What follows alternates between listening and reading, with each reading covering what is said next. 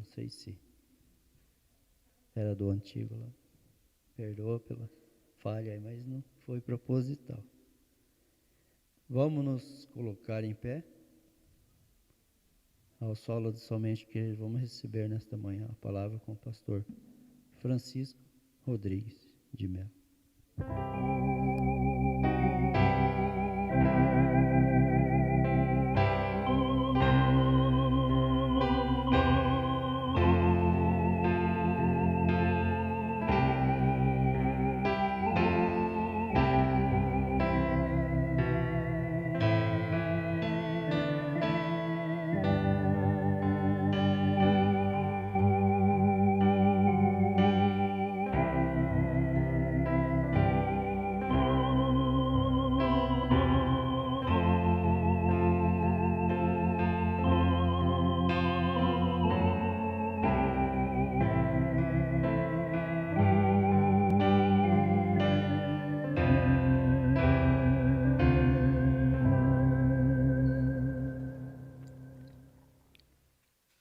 Bondoso Deus, nós alcançamos mais uma oportunidade e voltamos a esta casa, lugar de adoração, primeiro dia da semana. Estamos aqui em honra à ressurreição de nosso Senhor, como tantos outros, reunidos também em torno disso, e nós unimos a nossa fé e pedimos que nos ajude mais uma vez a encontrar a lição que necessitamos a fim de chegarmos mais perto naquela grande hora, na preparação final para o encontro com o Senhor nos ares. Seja a nossa gratidão. No nome de Jesus Cristo. Amém.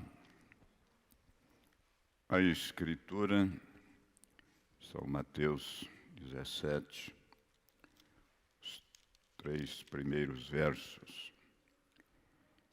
6 dias depois, tomou Jesus consigo a Pedro e a Tiago e a João, seu irmão, e os conduziu em particular a um alto monte, e transfigurou-se diante deles, e o seu rosto resplandeceu como o sol, e os seus vestidos se tornaram brancos como a luz.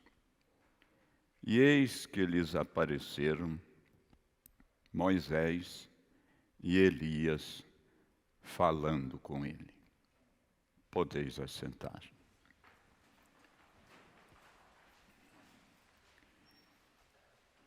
Queremos tomar mais uma porção da mensagem para que foi dado o Espírito Santo. Para que foi dado o Espírito Santo. Encontramos os ensinos do profeta dizendo que nesta era que estamos vivendo agora, está além de Pentecostes, ou do Pentecoste. O Pentecoste se estabeleceu formando organizações, sistemas, e, portanto, aquilo que era tão diferente das organizações, das denominações, passou a estar no mesmo nível. Praticamente em tudo, especialmente na aparência, que lá no começo, os pentecostais, suas irmãs, as mulheres, não cortavam seus cabelos, vestiam decentemente, sofreram a marca da crítica, do desprezo público, por um bom tempo. Mas hoje já estão iguais. Quem sabe já existem aquelas pessoas pentecostais que até pode estar até ultrapassando alguns grupos e outras denominações no seu avanço. O mensageiro desta era veio com a mensagem exatamente para eles, para levá-los de volta, porque o último mensageiro traz uma mensagem de restauração, de retorno ao ponto de partida. E isso veio de encontro diretamente aos pentecostais. Mas como eles já estão organizados. E agora o ensino do profeta em torno disso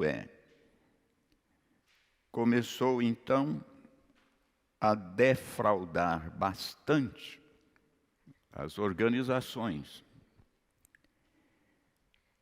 Eles são aqueles que estão sempre dizendo, nós somos isto, nós somos aquilo.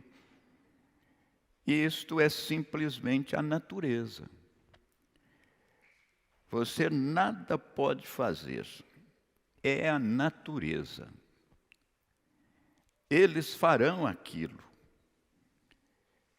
É o plano para que eles façam aquilo. Mas a igreja tem seguido em frente.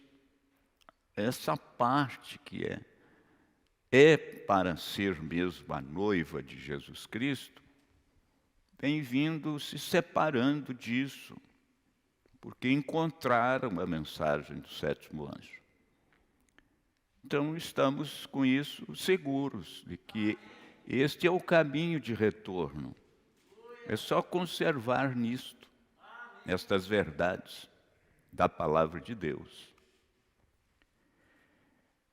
Então, eles farão, como estão aí nessa maneira, tão distantes das verdades da Bíblia. Tem ido para o maior, mais poderoso. É a restauração dos dons, e muitas pessoas pentecostais não creem na cura divina. Parece ser uma coisa muito estranha, não é? Já há muitos pentecostais pelo mundo afora que não creem na cura divina. Ministérios de anjo também não. E poderes de Deus, muitos pentecostais chamam estas visões que o irmão Branham diz que eu vejo, que ele recebia, baseados nelas, sempre trouxe uma mensagem que leva a parte da noiva do Senhor Jesus a estar identificada com a classe de vida própria, de eleitos, de predestinados. Então, ele disse, eles estão parados nisso. Então, muitos pentecostais chamaram as visões que o irmão Branham teve de demônio.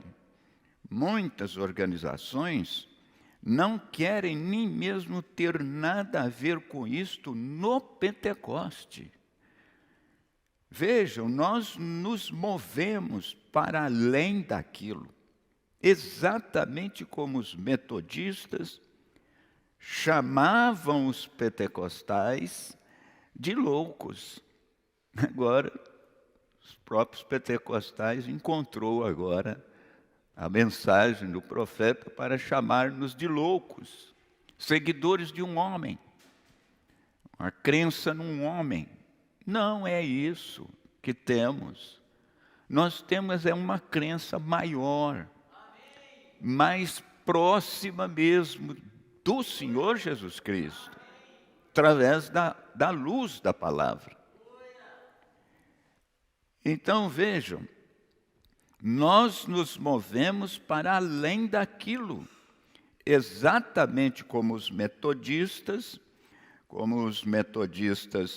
chamavam os pentecostais de loucos por falarem em línguas, exatamente como os luteranos também chamaram os metodistas de loucos por gritarem, por adorar a Deus em voz alta, aplaudir, glorificar. Veem, os metodistas ficam assustados com isso na igreja. Mas é tudo uma chegada do Espírito Santo.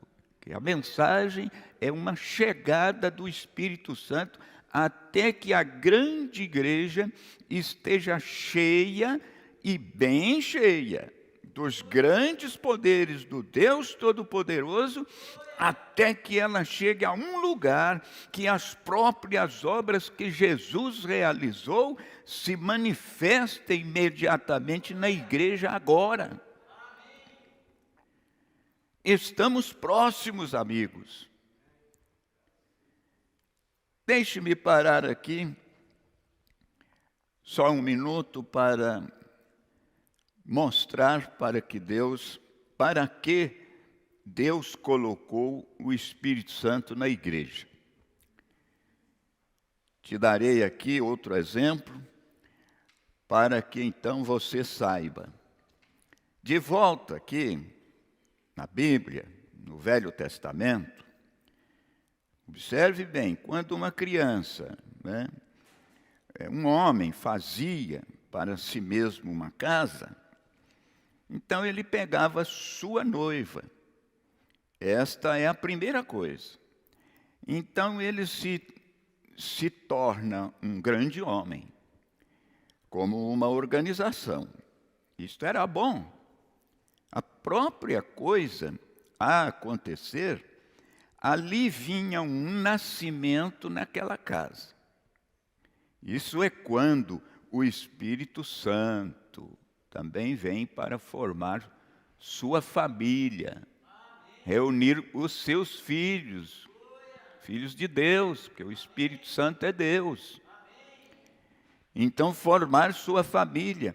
Outro espírito chegava, que era um filho que nascia naquela família. E a mesma coisa é do lado de Deus, quando cada filho dele vai chegando e se identificando.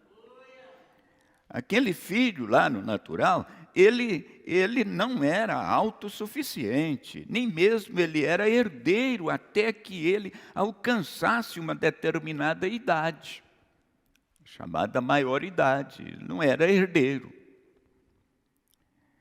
Então, isso espiritualmente também é o que um profeta vem fazendo, trazendo essa comparação. Nós estamos nesse espaço da aproximação da vinda do Senhor e temos que estar chegando a esta maturidade que nos dá direito a este Espírito Santo, nos adotar verdadeiros filhos e filhas de Deus. Então o profeta diz, aí está, ele alcançasse uma determinada idade e ele tinha que ser provado primeiro. Sim, e então, eles tinham a lei da adoção lá. É uma demonstração pública para reconhecimento. Então o profeta diz, para vocês ministros aí, o posicionamento de um filho é do que estou falando agora. Posicionamento de um filho, lá no Velho Testamento, para ser de fato herdeiro do que o pai possuía. Então, quando ele chegava a uma posição onde ele recebia a adoção, que era aquela manifestação pública que ele fazia de dizer porque ele já tinha constituído um tutor para cuidar daquele filho, ver os seus interesses, ver qual era a sua inclinação, se ele tinha inclinação para os negócios do pai, para progredir e tal. Então, quando aquele tutor encontrava que ele estava procurando os interesses do pai nas coisas, nas propriedades, chegava um tempo que esse tutor trazia o filho e falava: agora você pode fazer aí a adoção. Ele está, as suas ideias, seus planos, condiz com os seus. E assim é o Espírito Santo que está fazendo agora conosco. Agora, essa vidinha, vamos dizer assim, de ainda coisinhas e outras, como é que esse tutor nosso, o Espírito Santo, nos identifica como aquele que já está na posição de ser levado, possuir por herança mesmo a vida eterna? Essas coisas que são básicas, fundamentais, temos que lembrar delas sempre, estarmos assim identificados. Então, observe lá, aí está.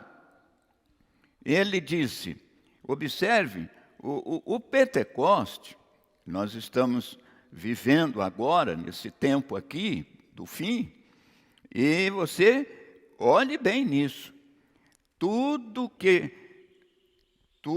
uma chegada do Espírito Santo, até que a grande igreja esteja cheia, bem cheia mesmo, bem cheia. E observe, estamos próximos, amigos. Deixe-me parar aqui, então, para olhar isso mais uma vez, da maneira que o mensageiro fala. Deus colocou o Espírito Santo na igreja, e ele disse: agora veja aqui um outro exemplo, para que então você fique seguro, você saiba. E aí ele citou, mostrando, concluindo aqui com essa parte do tutor lá, com aquele filho, na vida natural. Está tomando como um verdadeiro tipo, para olharmos o lado espiritual agora, e não tem como estarmos seguros sem o Espírito Santo. E aí ele disse: então, para vocês, ministros, o posicionamento de um filho é do que estamos agora mostrando essas verdades. E aqui ele disse: olha, Jesus deu uma linda ilustração disto no Monte da Transfiguração. Nós lemos aqui, ele teve lá a descida de 2 testemunhas. Nós temos visto este exemplo. Como o profeta disse, Deus nunca sairá de suas leis para fazer alguma coisa. Se você possui um poço artesiano nesta colina, jorrando água para cima, brotou uma água ali e ela continua saindo, e nesta outra colina aqui, você tem uma plantação incendiando, está morrendo, faltando água. O que você tem que fazer? Você não pode se colocar nesta colina e gritar: água, você que está descendo aí, passa por aqui, a minha lavoura está morrendo e tal, eu preciso de água aqui. Você não tem como fazer isso assim, conseguir a água dessa maneira. Mas existe uma maneira de você levar aquela água, fazer ela passar pela sua lavoura. E ele disse aqui, às vezes você gostaria que fosse falar e isso acontecer, mas não. Água, vem até aqui a minha plantação. Ele nunca fará isto, mas se você trabalhar de acordo com as leis da gravidade, ela vai descendo aquele córregozinho, que vai aumentando a água, ele vai descendo, você tem uma lavoura ali embaixo, e precisa e tal, e que é que você já é instruído? vai lá perto do lugar mais alto, que é onde está saindo a água, a mina brotou ali, e aí você pode ir fazendo uma valeta, tirando terra ali de lado e saindo da direção que a água está indo, puxa a água para essa lugar de corredeira que você está fazendo, e vai indo em direção lá onde está a sua lavoura, vai levando, vai acompanhando a gravidade. Você leva a água na sua lavoura. É esse o processo. Nós estamos exatamente nisso agora, por meio de estarmos guiados pelo Espírito Santo agora. Ele sabe para que lado está a inclinação, onde precisa, onde há um eleito, onde dá um predestinado. De vez em quando ele acerta num, aí ele chega aqui sedento, querendo, eu ouvi tal, vi lá na internet uma pregação, uma mensagem, eu quero literatura. O que é isso? Ele pegou a queda da água da palavra, e então ele se abre e recebe a água viva, que é a palavra viva. Coisa simples o profeta usa para ilustrar, abrir nosso entendimento. Ele nunca fará isto lá com a sua lavoura, simplesmente chamando, gritando, querendo água lá, pedindo para a água ir lá. Você tem que colocar nas condições que a água pode descer até a sua lavoura. É fazer um rego, como se diz ali, de um modo que você leva a água na sua plantação. Você sabe, de outro modo, nunca faria isto. Mas se você trabalhar de acordo com as leis da gravidade, você pode regar aquela plantação. É o que está acontecendo conosco como plantação de Deus. Nós precisamos da água, que nesse caso é o Espírito Santo. Se você tem um homem enfermo deitado aqui, ou um pecador deitado aqui, ou um homem que deseja ser correto, que não consegue parar, por exemplo, de beber, não consegue parar de fumar, não consegue parar de cobiçar e coisas. Agora é a coisa direta agora para nós pessoalmente, fisicamente. Se você apenas trabalhar de acordo com as leis de Deus, no natural para levar a água lá, também do espiritual, trabalhe de acordo com as leis de Deus. É a sua palavra que estabelece. Tome lá um ponto de partida, você como pecador que deseja, quer, tem uma sede, não sabe como fazer. Olha, São Mateus, Jesus falou para se arrepender e inclusive ser batizado em nome do Pai, do Filho, do Espírito Santo. Oh não, mas eu já sou, quando criança me batizaram assim, cresci, fui para a igreja evangélica, me batizaram assim. Não, você foi batizada dessa maneira em nome do Pai e do Filho e do Espírito Santo. Fui. Olha, você foi batizado quando o pregador pregou, você creu e você foi lá às águas e ele citou essas palavras, não foi? Foi. Isso não é o nome. Ele pediu o nome do Pai.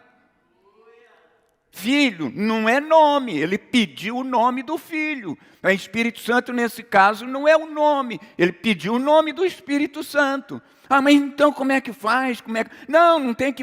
Você está preocupado como é que faz? Rapidamente, pega a Bíblia aí, olha em Atos capítulo 2 aí, você vai encontrar. Pedro fez o batismo do jeito que Jesus mandou. É uma coisa que os pentecostais têm, que como se eles obedecessem o que Pedro falou. Eles nunca obedeceram. No tocante ao arrependimento e o batismo, é isso que é a coisa que tem que ser agregada para você, para receber essa vertente vinda do Espírito Santo, para tirar-nos daqui e levar no rapto. Tem que fazer as coisas de acordo com as leis de Deus agora, espiritualmente falando. Então pega São Mateus aí 28 e vai procurar ver como os apóstolos executaram esse batismo aí. É a maneira de ser cheio com o Espírito Santo. É a maneira de receber os benefícios dele. Deixar o Espírito Santo entrar ali, então ele não se dirigirá mais por si próprio. Você não sairá com o Espírito Santo tendo uma direção própria mais. É a dele. Ele parará com aquela coisa, porque o Espírito Santo toma conta dele. Mas você tem que trabalhar de acordo com as leis de Deus, as regras de Deus. Já citamos o exemplo natural da água que você quer levar na sua lavoura, então agora o lado espiritual é esse. Saia desse capítulo de São Mateus, onde Jesus citou os títulos, porque Jesus citou os títulos e não batizou nenhuma pessoa assim, e nem os seus apóstolos fizeram. Então você tem que encontrar o Espírito Santo. Sem o Espírito Santo, você não será batizado do jeito que Jesus mandou. Essa é que é a grande verdade para esta hora que nós estamos vivendo. São coisas simples, mas se necessita de estar atentos para a prática disso. Então, lá no Velho Testamento, quando este bebê nascia, então eles observavam para ver como ele comportava, ele ia crescendo, se comportando. Então o pai, sendo um grande homem de negócios, por esta época, talvez nos seus 40 ou 50, ele mesmo não tinha tempo de ensinar este bebê lá. Então ele, naqueles dias, eles não tinham escolas públicas para mandar os filhos para a escola. Ele tinha que ter alguém que tinha instrução para dar aula para seus filhos. Então não tinha escolas públicas como eles têm agora. Então eles tinham o que eles chamavam de tutor, ou um criador, né? Professor. Então esse professor era o melhor que ele podia encontrar, para que então ele fosse fiel e contasse ao pai a verdade a respeito disso. O pai ficava confiado que o tutor não ia simplesmente só ganhar o dinheiro dele, não. Ele tinha que trazer relatórios ao pai de como estava indo o filho. Então, quando este garoto chegava a uma certa idade, digamos que ele fosse maduro, né?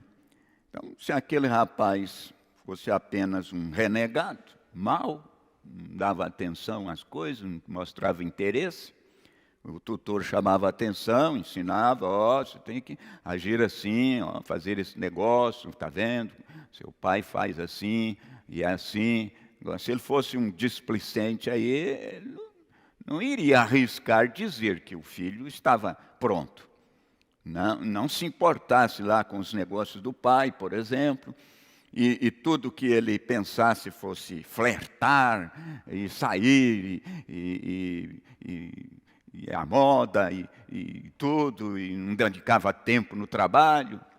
Essas coisas o tutor tinha que levar lá, quando ele desanimava com aquele filho, se acontecesse isso, ele não tem atenção, não dá, não estou conseguindo mudar esse rapaz, não. Então, o pai já sabia, não fazia aquela manifestação pública. Tivesse um outro, ele colocava o outro para receber isso. Então agora, se a vida era essa, só sair flertando com mulheres, ou beber, ou jogar, ou corrida lá de cavalo, que era uma coisa também, aquele garoto sempre seria um filho, mas ele nunca seria colocado na posição de herdar. O pai não conseguiria jamais desfazer dele como filho. Mas a única coisa que o pai podia fazer era não dar-lhe a herança. Não colocava como herdeiro, na posição de herdar tudo que seu pai possuía. Não.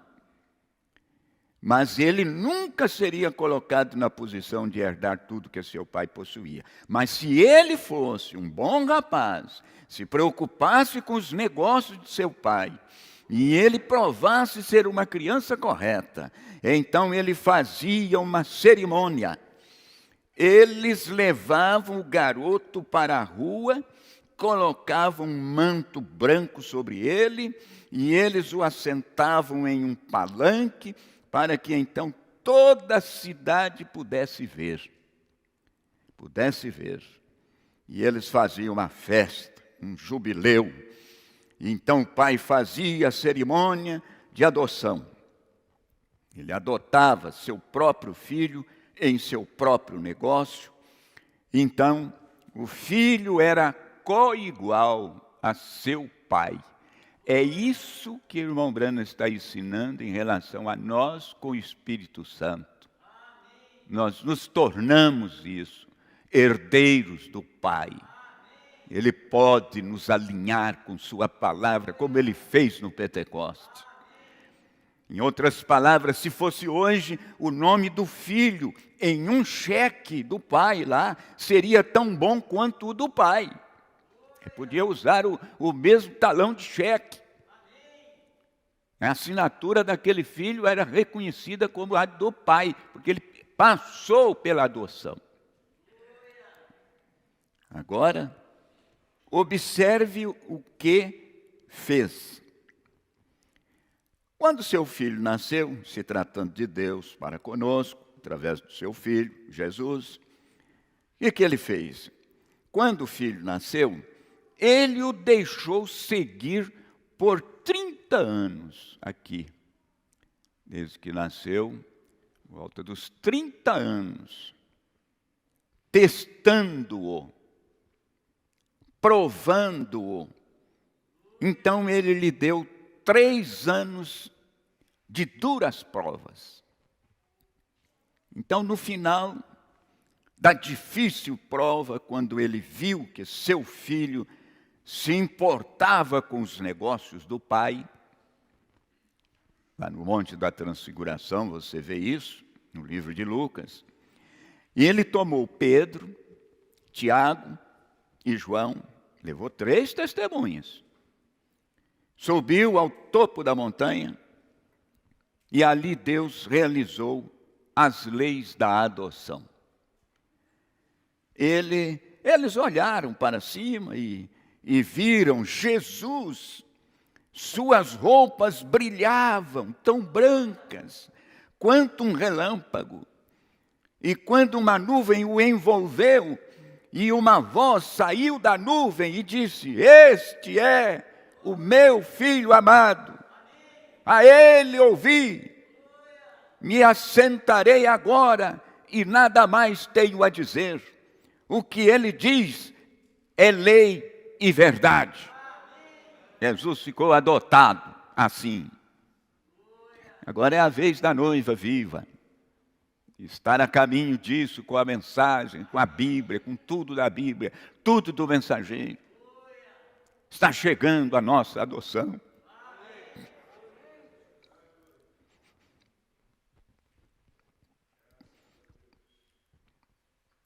Estamos sedentos por isso. Agora, a igreja tem vivido através destas escolas.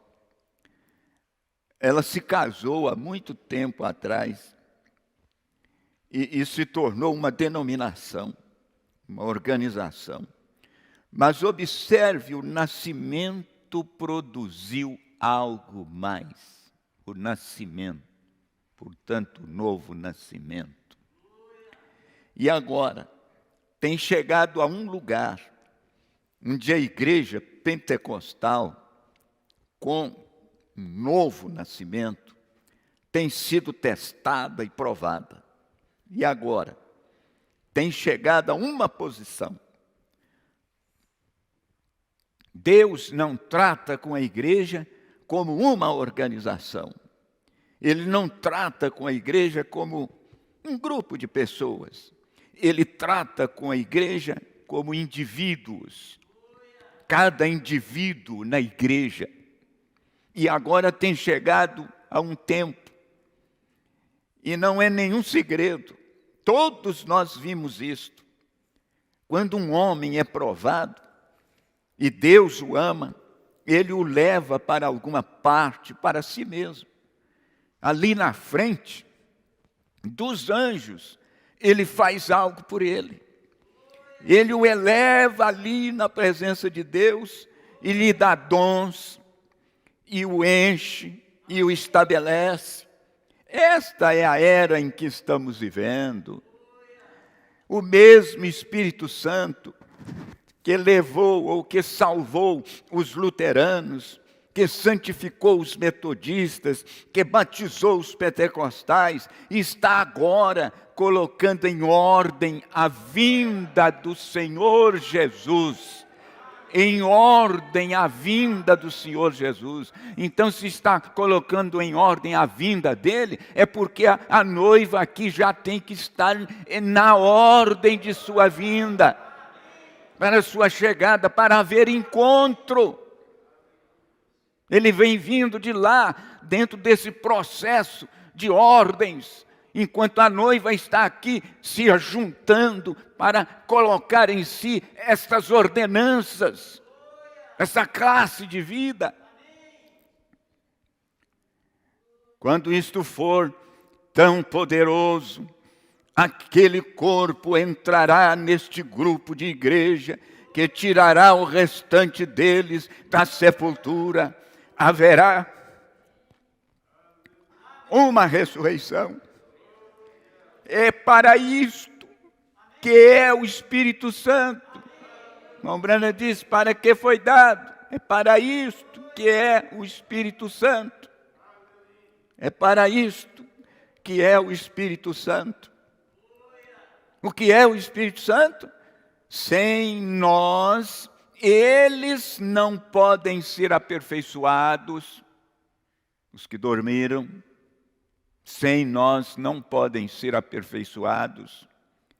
Eles viveram um dia sobre aquilo. Vivemos em outro dia. Quando o inimigo vier como uma corrente de águas, eu, o Espírito de Deus, alvorarei uma bandeira contra ele. Estamos em um dia agora. Lá atrás eles não eram espertos, nem a metade do que são hoje.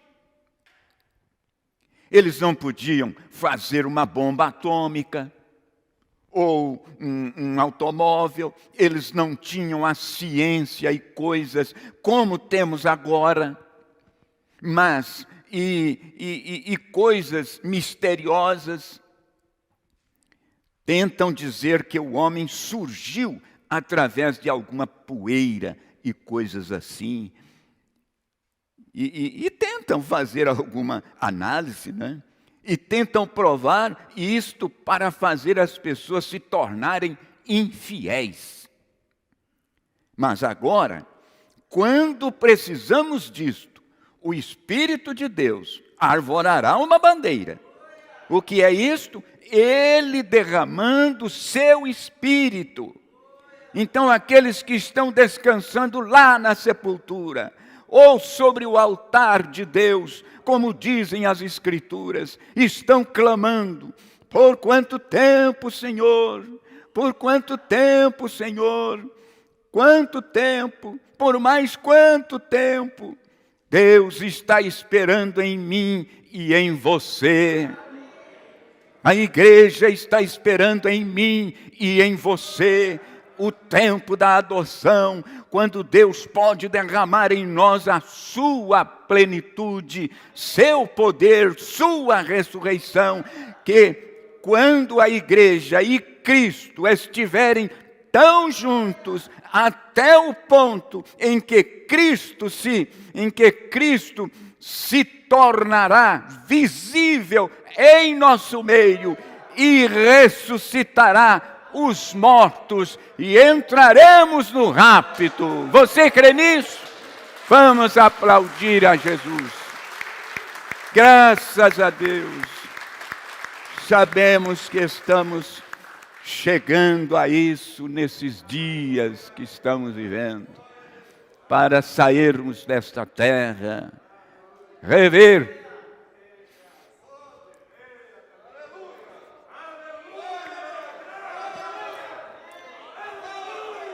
glória.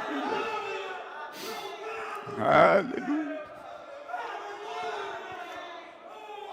Vamos a este hino. Aleluia.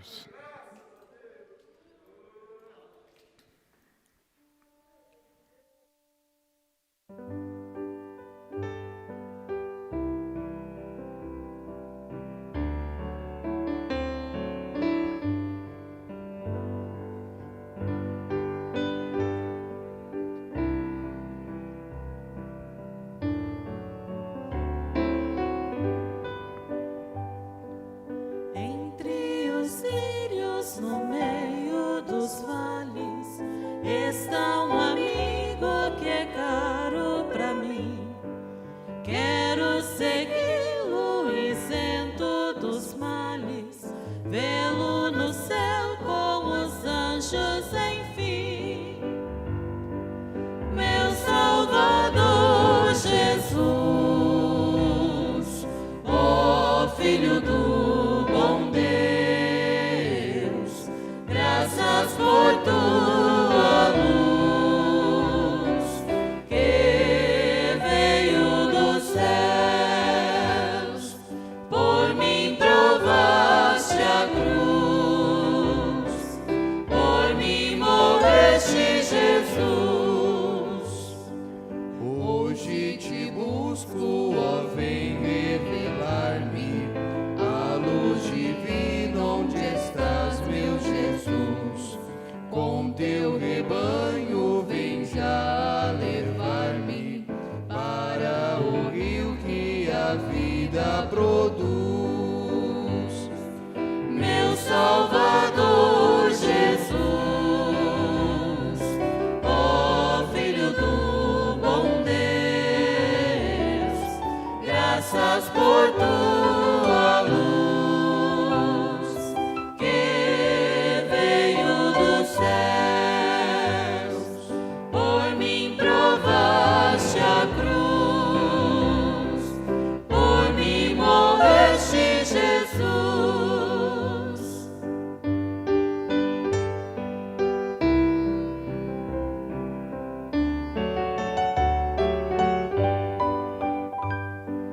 Ouve-me agora, Jesus muito amado, deixa-me teu grande amor desfrutar. Não mais me escondas teu rosto adorado, pois me chamaste pra me libertar. Meu Salvador Jesus, ó Filho do bom Deus, graças por tua luz, que veio dos céus, por mim provaste a cruz, por mim morreste, Jesus. A voz de Cristo é pra mim mais preciosa que a voz dos anjos, do sol e a luz. Não tem o brilho da face radiosa quando sorri meu amado Jesus. Meu Salvador Jesus,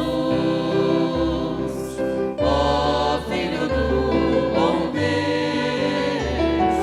graças por tua luz, que veio dos céus, por mim provaste a cruz, por mim morreste, Jesus.